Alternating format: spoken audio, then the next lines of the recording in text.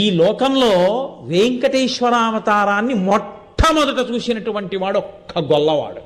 అందుకే ఇప్పటికీ సుప్రభాతం చదవగానే మొట్టమొదటి దర్శనం గొల్లే చేస్తాడు.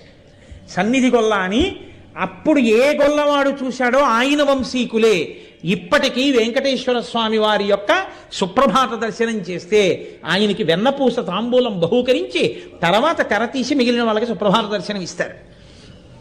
కాబట్టి ఒక గొల్లవానికి దర్శనమిచ్చాడు, కానీ ఆయన పరమేశ్వరుడి యొక్క ఆ స్వరూపాన్ని చూసి తట్టుకోలేక ఉద్విగ్నుడై ప్రాణం విడిచిపెట్టేశాడు.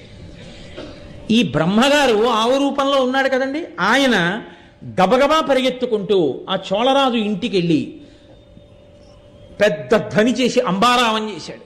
రాజు అరే ఆవుకి ఏ ఆపద కలిగింది ఇలా అరుస్తోందని, పూర్వం న్యాయ ఘంట అని ఉండేది. ఎవరు ఆపద కలిగినా గంట మోగిస్తే రాజుగారు బయటకు వచ్చేవారు.